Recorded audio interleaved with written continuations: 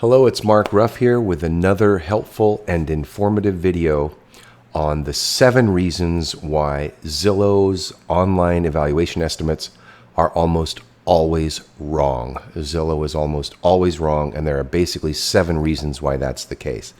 But I'm often asked, Mark, what is it about Zillow that people find kind of attractive? And it's basically simply a tool that can be used in real estate to kind of guesstimate the approximate market value of a property. It doesn't really mean that estimate is accurate. In fact, in my experience, Zillow's zestimates are often $25,000 to $100,000 off in terms of their value estimates. So if you are looking at buying a piece of property and you're looking at Zillow, you could overpay significantly for the property. Or on the flip side, if you're looking to sell a piece of property and you're simply relying on a Zillow's estimate, you may be underpricing the property and leaving tens, if not hundreds of thousands of dollars on the table. If you're trying to sell your house or property off market without using a real estate professional, usually the first kind of stop or first portal that's reviewed is Zillow. And I mean, I take a look at Zillow because I want to know what I'm getting myself into when I'm talking to a client. If I'm going to their house to talk to them about selling it, they're probably looking at Zillow. And unfortunately, Zillow's estimates are usually completely off and way, way wrong. And there are really 7 reasons for that.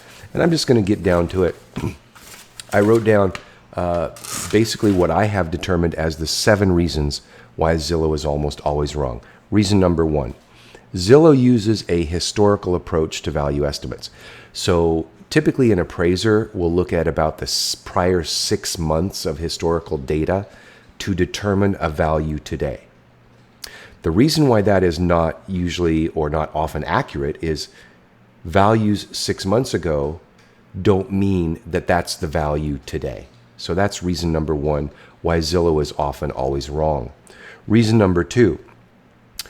Other than perhaps the number of bedrooms or bathrooms or the square footage of the structure or the square footage of the lot, those are easily obtained data points.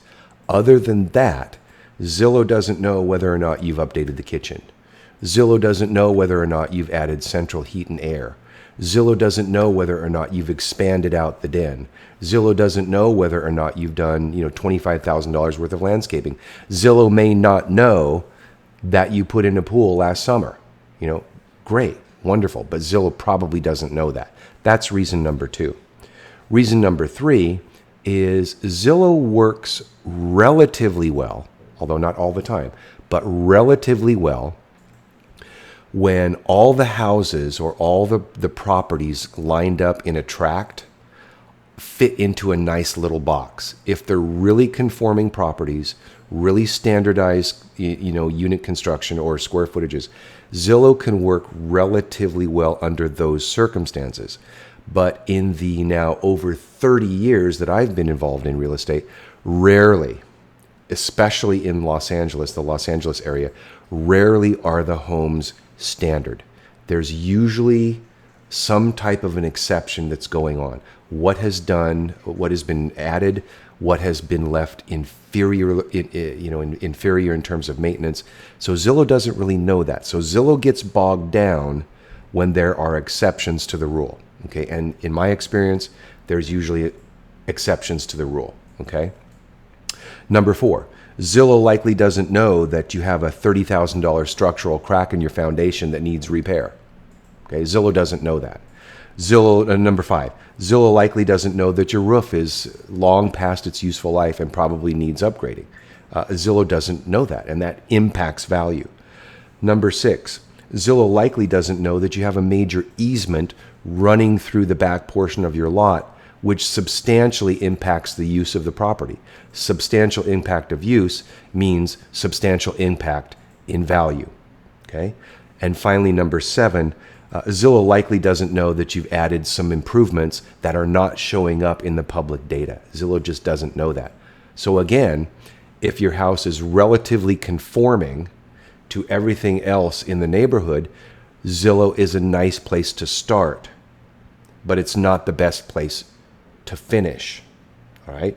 And then finally, when there's exceptions or when you have a property that doesn't fit into that nice little box, Zillow breaks down in very significant ways. Okay. The way a competent real estate professional determines market value is off the charts compared to Zillow. We have tools that Zillow just doesn't have. We have access to information that Zillow just doesn't have. So again, it's a great place to start, but don't hang your hat on whatever Zillow is returning you in terms of value. All right. I've also written down a couple of other things. Zillow is just a tool, and I use the tool myself. I have to admit it.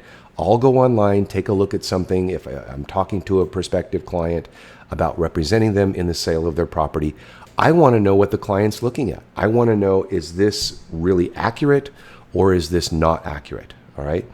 And then usually Zillow is tens to hundreds of thousands of dollars off in value. So in conclusion, if you're looking at Zillow, it's a fun place to start. Don't rely on it exclusively. It's just one tool of many that real estate professionals like myself use to determine value, whether it's a home, a condominium, townhouse, investment property, apartment complex.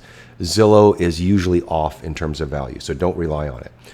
If you'd like to explore this in more detail, if you'd like to talk about my Smart Seller program that gives you the opportunity to work with me to maximize your sales price, minimize your marketing time, and virtually eliminate the hassle involved in the process, call or text me or DM me today. All of my contact information is right down below.